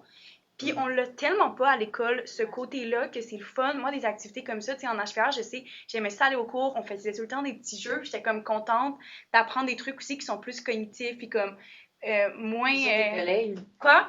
D'apprendre des trucs sur tes collègues Oui, qui sont ça. pas genre, Oui. OK, je suis capable de faire X Oui. problème mathématique. Genre, Ouais, c'est c'est bien ça. qu'on sorte de ça des fois parce que je pense qu'on en a besoin puis qu'on est tellement dans la science, là. Ouais, ben on Ouais. est d'accord, on fait ce constat-là aussi, on est tout à fait d'accord. Mais imaginez, vous, là, qui êtes québécois, mais imaginez les étudiants étrangers quand Ouais, ils arrivent c'est ici. Mhm. C'est un vrai enjeu pour eux. Puis la chance qu'on a quand on fait ces activités sur le terrain, c'est qu'on les rencontre. Parce qu'ils se promènent, ils sont là, ils habitent dans la résidence universitaire ou des fois un petit peu plus loin, mais pour eux, le milieu de l'université, c'est leur seul milieu de sociabilité C'est vrai. parce qu'ils Mhm. sont seuls. Et je peux vous assurer qu'on en a rencontré vraiment beaucoup en se baladant un peu partout à travers Poly parce qu'on se déplace toute une journée et on en a rencontré des centaines. Et ça, on ne savait jamais comment les approcher, les étudiants étrangers. On ne savait pas, mais sur nos 3 jours, on en a rencontré vraiment beaucoup. Et eux aussi, c'est un défi qui est puissance 10. Oui. Mhm. Nouvelle culture, La- nouveau milieu. oui, tu sais, la découverte, la compréhension des nouveaux codes, Ouais. d'une nouvelle Ouais. culture. T'es loin de ta famille, t'es coupé de T'as étudié, faut que tu... Oui. Ouais. Tu sais, même la façon d'étudier est différente, même les Ouais. pédagogies sont Oui. différentes. C'est énormément d'adaptation. Et même l'adaptation alimentaire. Oui. Je peux imaginer. On a eu la Imagine. chance d'en recevoir des étudiants internationaux dans un segment similaire de cette émission, la première émission qu'on a tournée. Ah, Il y avait génial. des étudiants internationaux, puis c'est des choses qui ressortent Ah, vraiment. Mhm. Mais tu l'as bien dit, même pour des personnes qui sont allées dans le système d'éducation québécois, grandi à Montréal, mm, il y en a des difficultés. Donc peut-être que Ben oui. je ferais la clôture de ce segment Mhm. sur cette piste de réflexion-là. Ouais. Je pense que tu as invité les gens à peut-être être à l'affût de ces difficultés-là que parfois on ne perçoit pas ou qui sont un peu juste subconscientes parce qu'on est dans cette espèce de flux permanent de relations-là. On a tout le temps des relations. Je suis constamment en relation, Ouais. en échange avec Ouais. des gens. Ouais. Pourtant, je ne serais pas prêt à dire que je suis nécessairement la personne la plus confortable pour créer ces relations-là plus profondes. ouais, Donc peut-être de s'attarder à ça, d'avoir peut-être ouais, une piste de réflexion là-dessus, ouais. puis amener des solutions de comment on peut faire pour s'améliorer. Tu l'as dit, le langage, parfois les gens sont pas toujours plus confortables. Ben, au-delà d'être confortable ou pas avec le langage, parfois quand on a tracé un chemin puis qu'on est passé dans un chemin plusieurs fois, ben c'est plus dur d'aller à côté. Donc, Ouais. de se faire mettre Ouais. dans le chemin d'à côté, Mhm. Ouais. que ce soit en dessinant, que ce soit en faisant Ouais. autre chose, ça peut aider à juste voir les Ouais. choses différemment, comme on en parlait avec l'idéation tout à l'heure avec Colin. Et tu sais Donc, tu sais que les étudiants internationaux ont été très sensibles à OSE, observer, soutenir, écouter. Tu sais, quand on expliquait ce qu'on voulait dire, tu sais, les comportements de base pour observer ce qui se passe autour de soi et ne pas sentir l'indifférence lorsque tu vis un truc. Ça a vraiment résonné fort en eux. Donc c'est bien de l'avoir en tête, je pense. Et puis oui, ben écoute, on va continuer à travailler là-dessus, et grâce à vous aussi. Ben, merci, Oui. merci pour le travail que vous faites. Ouais, Je vraiment. pense que ça permet Merci. de démystifier un petit peu ce que c'est ou de se séparer d'idées préconçues Ouais, du travail ouais, qui ouais. est Ouais, vraiment. bureau. Et bon, en plus, ça nous ouvre une piste de réflexion sur nous-mêmes, comment on entre en relation avec les gens, puis avec quoi on va ressortir Ouais. de Polytechnique. Donc je pense que c'est pertinent, c'est un peu là-dessus que je clorais ce segment-là, Merci beaucoup. et qui fait un vecteur vers la prochaine capsule, la prochaine chronique. Oui. Fait que MC, dans le dernier épisode, avec ta chronique 404, Femmes non trouvées, tu nous as parlé du début de l'informatique et de l'implication méconnue des femmes. Puis, comme pour avoir une discussion avec le BPCV, on voit qu'on a beaucoup évolué. Maintenant, on est beaucoup à étudier ici. On est rendu à parler de relations, tandis qu'avant, les femmes, elles parlaient plus de se faire reconnaître leur travail. Fait que j'aimerais ça que tu nous ramènes dans ce temps-là, qui n'était pas aussi ouvert qu'aujourd'hui, puis que tu nous parles de ce qu'elles ont fait, ces femmes-là, dans le milieu de l'informatique. Ouais, fait que merci beaucoup, Mathilde.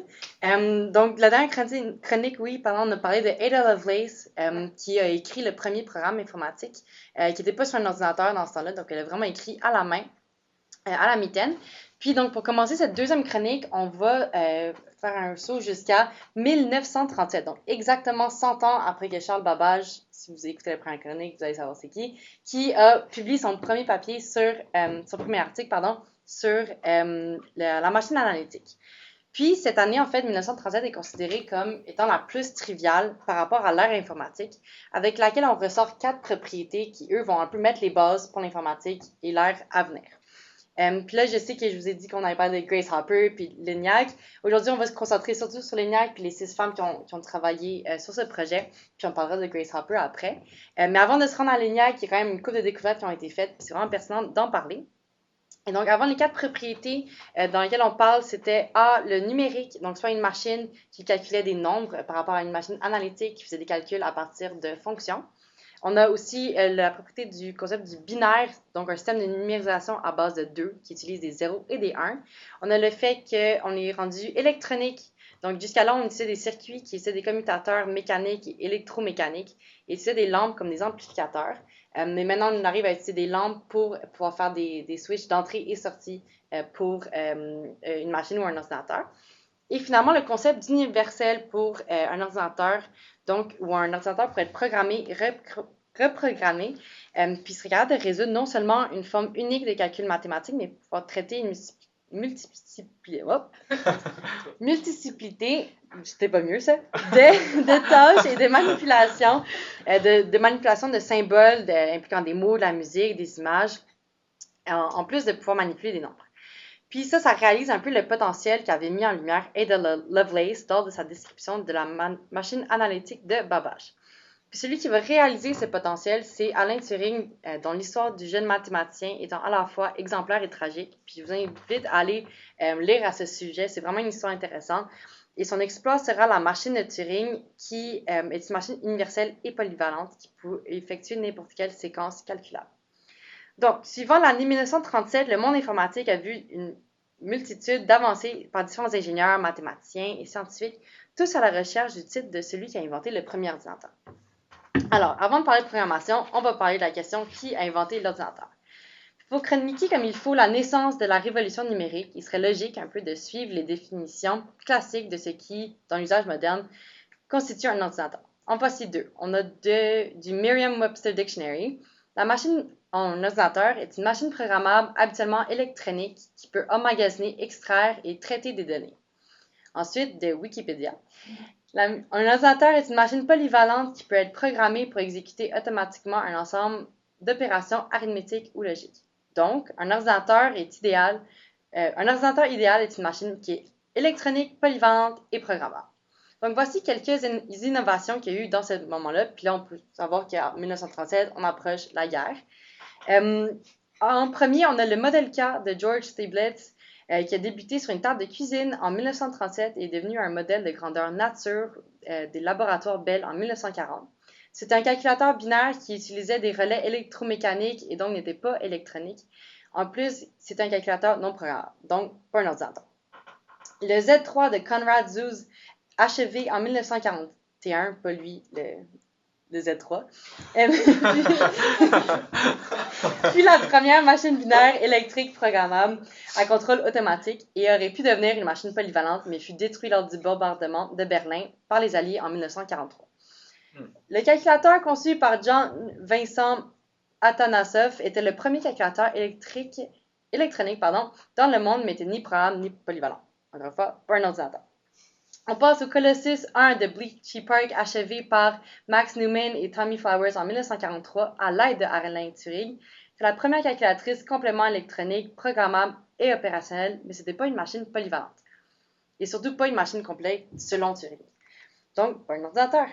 On a ensuite le Harvard Mark I de Howard Aiken avec l'aide de IBM mis en service en 1944, était programmable mais pas électronique. Puis là, on arrive à l'ENIAC. L'ENIAC qui représente Electronic Numerical Integrator and Computer.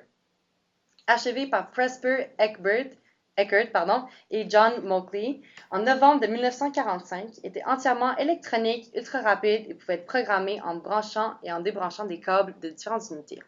Il était capable de changer de cheminement sur une base de résultats intermédiaires et correspondait à une machine polyvalente universelle selon Turing, ce qui signifiait qu'elle pouvait s'attaquer théoriquement à n'importe quelle tâche et par-dessus tout, la machine fonctionnait. On peut donc, basé sur la définition qu'on a eue initialement d'un ordinateur, affirmer que l'ENIAC fut le premier ordinateur qui a été inventé. Tous les ingénieurs qui avaient construit la partie matérielle de l'ENIAC étaient des hommes. Quelque peu ignoré par un peu la gloire de toute cette renommée, c'est des femmes, un groupe de femmes, 6 en particulier. Puis pour raconter leur histoire, on va parler, surtout en temps de guerre. Et donc, avec la fin de la guerre en 1945, on voit les besoins de l'ENIAC aller au-delà des besoins militaires, sur des calculs qui nécessiteraient de reprogrammer fréquemment, soit de brancher, débrancher à la main le fouillis de câbles de l'ENIAC, de remettre les commutateurs à zéro. À cette époque, la programmation était une tâche qui passait comme routinière, voire même furtif, ce qui explique pourquoi elle aurait été abandonnée aux femmes, qui, elles, étaient découragées de devenir ingénieurs. Or, ce que les femmes de l'ENIAC ne tarderont pas à démontrer et que les hommes finiront par comprendre plus tard, c'est que la programmation d'un calculateur pouvait être tout aussi significative que l'architecture de la partie physique. À partir de 1942, l'armée américaine commençait à recruter des femmes pour travailler en tant que coordinateurs. Oui, c'était ça leur titre. Alors, on voyait vraiment des publicités « We are looking for computers ». C'est ça le poste de ces femmes-là. C'est fou. C'est fou. Imagine-toi aujourd'hui, t'es juste ordinateur. C'est ça ton poste de... Bienvenue à ta réunion d'ordinateur. T'as quoi à vendre? Des ordinateurs. C'était des mathématiciennes qui effectuaient des calculs en appuyant sur des touches et en actionnant des manivelles additionneuses de bureau. Ils faisaient beaucoup de calculs de différentiels puis des intégrales qui pouvaient prendre presque jusqu'à 40 heures pour en faire juste une. Wow. C'était des femmes qui produisaient des calculs utilisés pour les trajectoires de balistique de l'armée américaine. Puis, en 1945, on s'est mis à recruter de ces femmes pour un projet secret, puisque dans ce temps-là, l'ENIAC était encore présenté par le public, c'était encore un projet secret de l'armée américaine. Et c'est là que formait le ENIAC 6, donc les 6 femmes de l'ENIAC. Leurs prénoms: Jean Jennings, Marilyn Westcott, Ruth Litcherman, Benny Snyder, Frances Villas et Kay McNulty, aussi connue sous Kathleen. Si vous les cherchez maintenant, il y en a beaucoup d'entre elles qui seront mariées après coup, et donc leurs noms de famille ont changé, mais ça, c'est leurs noms qui ont été donnés à leur naissance. Avant de travailler sur l'ENIAC, elles ont été envoyées en formation au centre d'essai d'Aberdeen pour apprendre à utiliser les cartes perforées d'IBM et à câbler les tableaux de connexion.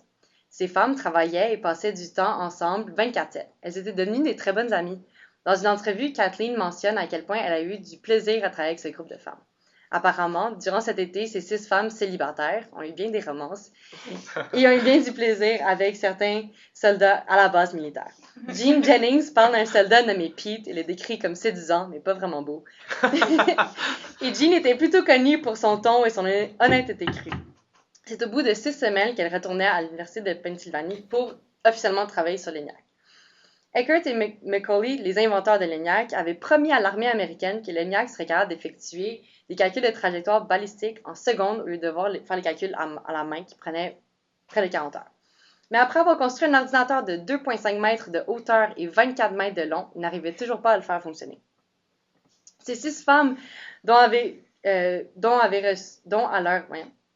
Ces 6 femmes ont donc reçu à leur arrivée des schémas et des tableaux qui décrivaient l'ENIAC.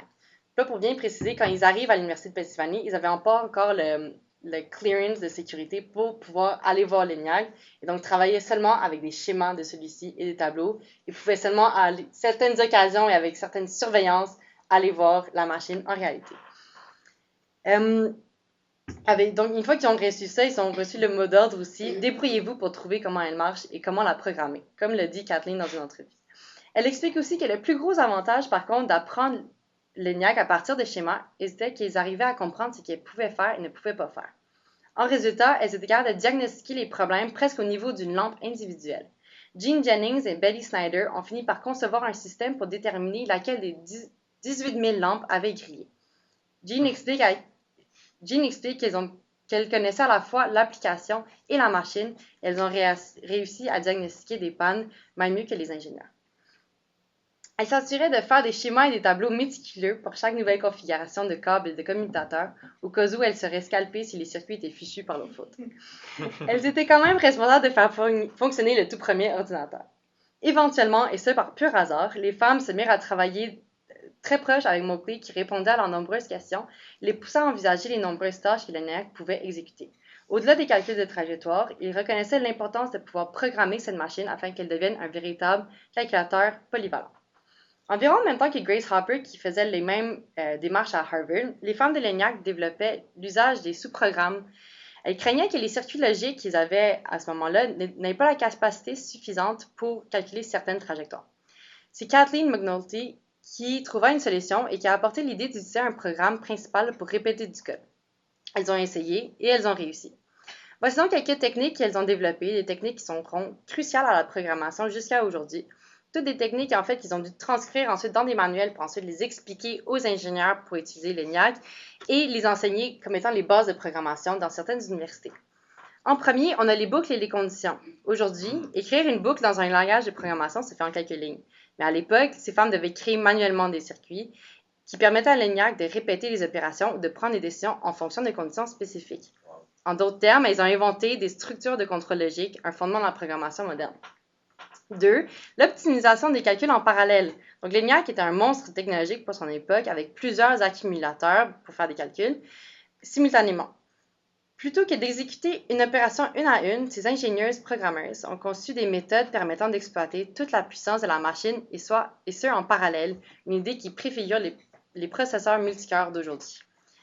3. Une transition vers le stockage des programmes. Grâce aux recherches de certains membres de l'équipe comme Betty, l'ENIAC a finalement pu être adapté pour exécuter des programmes stockés, marquant le début de la programmation informatique comme on la connaît aujourd'hui. Ces femmes ont contribué aux premières idées de langage de programmation, ouvrant alors la voie vers l'ère des logiciels. Et alors, pourquoi est-ce qu'on n'a jamais entendu parler de ces femmes-là jusqu'à aujourd'hui? Alors là, j'ai une histoire presque tragique à vous raconter. Puis vraiment, ça me rendait émotionnelle quand j'en entendais parler, mais on y arrive. Donc, l'ENIAC restait un secret américain, comme je l'ai dit, et soit jusqu'au 15 février 1946, une date à laquelle l'armée et l'Université de Pennsylvanie avaient prévu un gala de présentation pour dévoiler l'exploit de la machine. 3 semaines avant, le capitaine Goldstein, qui lui surveillait toutes les opérations, invita Gene Jennings et Betty Steiner et leur demande s'ils seraient capables de programmer à temps l'ENIAC pour la démonstration. Puis la démonstration qui était prévue, c'était un de calcul pour une balistique. Ces 2 femmes racontaient à quel point elles étaient enthousiastes par cette perspective et elles ont travaillé jour et nuit à enficher des bus de mémoire dans les unités correctes et à préparer les tiroirs de cartes de programmation. Souvent, quand elles restaient tard le soir, Mauchly ou même le doyen de l'école d'ingénieurs venait leur porter une bouteille d'eau de vie ou de whisky. Les hommes savaient que le succès de la démonstration était entre les mains de ces 2 femmes, puis elles aussi, elles le savaient. La veille de la présentation, il y avait un problème cocasse qu'elles n'arrivaient pas à localiser. Le programme réussissait brillamment à débriter les données sur la trajectoire de l'obus, mais il ne savait pas quand s'arrêter. Même si l'obus avait percuté le sol, le programme continuait à calculer sa trajectoire. Elles ont travaillé jusqu'à minuit où elles ont dû quitter pour prendre le dernier train, et ce, sans trouver la solution. C'est Betty qui se réveilla en plein milieu de la nuit, ayant identifié l'erreur et a pris le premier train le matin pour aller le régler. En gros, le problème était dû au réglage à la fin d'une boucle, faire tant que, donc une boucle while, a souvent un moment d'arrêt, et était en retard de un seul chiffre. Elle bascula l'interrupteur ad hoc en question et la panne fut réparée. La démonstration de l'ENIAC lors du gala fut un énorme succès. À mesure où la trajectoire circulait, les nombres remplissaient les accumulateurs et étaient transférés d'un endroit à un autre et les lumières commençaient à clignoter comme des ampoules à Las Vegas. Elles avaient réussi ce qu'on leur avait demandé. Elles avaient programmé l'ENIAC. Pendant ce gala, il y avait la presse et bien des personnages de renommée, soit scientifiques et même des célébrités autres. Ce fut une soirée glorieuse. Et après des semaines de travail acharné pour produire ce que les hommes n'ont pas réussi à faire, ni Betty ni Jean furent invitées à la soirée de célébration. Elle prit le train et rentrait seule chez elle. Oh my God. Donc ça, c'est leur histoire à ce niveau-là. Puis j'aimerais ça finir la chronique sur une citation de Gene Jennings lors d'une entrevue. La science et l'ingénierie américaine étaient encore plus sexistes qu'elles ne sont aujourd'hui. Si les administrateurs de l'ENIAC avaient su à quel point la programmation serait vitale pour le fonctionnement du calculateur électronique et à quel point elle s'avérait complexe, ils auraient peut-être hésité un peu plus à confier un rôle aussi important à des femmes. Puis vous savez qui a parlé en premier de l'importance de la programmation? C'était Ada Lovelace. Puis ça, on en a parlé en chronique. Donc, on a encore un moment où que les hommes, ils prennent leurs jouets, puis ils ont du plaisir à faire le travail manuel et tout, et que les femmes, ils reconnaissent l'importance de pouvoir ajouter de la programmation à ces outils-là. Puis même pendant le gala, j'ai lu une entrevue là, où ceux qui ont inventé l'ENIAC, ils parlent du fait qu'il commence à devenir comme un cerveau humain, ça pourrait fonctionner comme un cerveau humain. Et Jean Jennings, elle dit ouvertement qu'elle était contre cette idée-là, qu'une machine ne devrait jamais fonctionner comme un humain, ne pourra jamais fonctionner comme un humain, mais qui devrait servir de manière de nous aider avec des calculs puis des données. Puis en fait, c'est un peu un enjeu qu'on se retrouve un peu aujourd'hui avec l'intelligence artificielle et tout ça. Fait qu'elle, c'est quelque chose qu'elle n'était pas d'accord au début, puis je pense qu'elle est décédée il y a une couple d'années, mais je pense qu'elle serait intéressée de voir où on est rendu. Donc voilà. Ben, ça ouvre sur des très bonnes questions, puis c'est fou de savoir que des enjeux qui étaient comme d'actualité en 1946 et tout ça sont encore d'actualité aujourd'hui avec l'intelligence artificielle et tout. Ouais, merci pour la chronique. Ouais. Moi, ça me donne, encore une fois, à chaque fois vos chroniques me donnent envie d'aller directement sur mon ordinateur, pour continuer les recherches, et de passer la soirée jusqu'à 3h du matin à comme rentrer encore plus profondément. Je trouve que vous nous donnez envie, puis c'est chouette. Vous êtes des excellents vulgarisateurs. Moi, ça me donne juste envie d'en davantage. Après le dernier épisode, l'autre fois, tu m'as donné un conseil de film qui est Hidden Figures. Ouais. J'allais te demander. Il est excellent. Ouais, c'est genre mon comfort movie. Non, j'ai tellement aimé ça. C'est bon, c'est bien fait, c'est pas quétaine, c'est bien présenté. Genre, c'était excellent et ça résonne vraiment avec genre ce que tu as raconté aujourd'hui et la dernière fois. Puis je pense que c'est une bonne façon de comme imager tout ce que tu nous racontes là. Donc, je vous le recommande. C'est quoi le nom du film? Ouais, Hidden Figures. Hidden Figures. Hidden Figures. Il y a aussi un documentaire qui s'appelle The Computers qui parle de ces femmes-là. C'est un documentaire qui date, peut-être de 5-10 ans, peut-être pas tant que ça, mais super intéressant aussi, là. Puis en fait, ce qui est un peu intéressant, c'est que prochaine chronique, je vais parler de Grace Hopper, mais après ça, on n'a plus de noms de femmes qui ont eu cet impact, puis il y a des raisons pour ça, puis c'est aussi, on va en parler, parce que justement, là, on se rend compte que la programmation est importante, et là, est-ce qu'on peut donner quelque chose d'autant important à des femmes, comme ce que Jean Jennings parlait dans sa citation. Elles ont pu travailler là-dessus parce qu'on sous-estimait l'ampleur de leur travail. Et moi, je connais pas beaucoup de trucs en programmation. Les seuls trucs que je connais, c'est des loops. Eux, ils l'ont. Moi, ce que je me pose souvent comme question, c'est à savoir, mettons que ça aurait pas été eux autres, puis ça aurait été des hommes. On pense pas de la même manière des hommes que des femmes, c'est pas une mauvaise chose, c'est juste comme ça qu'on est fait. Qu'est-ce que ça aurait donné comme trajectoire différente? De quoi aurait eu l'air la programmation aujourd'hui? Si ça se trouve, on n'aurait pas les mêmes systèmes, pas les mêmes principes sur lesquels on travaillait si ça aurait été quelqu'un d'autre, des hommes à la place de ces femmes-là. Fait que ça, on le saura jamais, mais... c'est vrai que c'est une piste de réflexion très intéressante. Ça fait un petit foreshadowing. C'est ça. Ce qu'on va avoir les semaines prochaines. En attendant, ça donnera l'occasion aux personnes qui n'ont pas entendu la première chronique sur Ada Lovelace d'aller se mettre à jour. Voilà. Merci. Merci énormément, c'était vraiment intéressant. C'est ce qui conclut le 3e épisode. Merci d'avoir été là, Amel, Colin et Marie-Claire. On est très contents, puis on devrait faire le prochain encore d'ici 2-3 semaines, cette session-ci. Encore une fois, s'il y a des idées de sujets qui vous intéressent, il y a des chroniques dont vous aimeriez entendre parler, ou des intervenantes de l'écosystème de Polytechnique qui voudriez poser des questions, n'hésitez pas à le faire, soit en commentant les différentes publications qu'on fait, en écrivant au Polyscope sur les réseaux sociaux, ou en nous abordant dans les couloirs. OK, super. Merci beaucoup, Mathilde. Merci, Alex. Merci.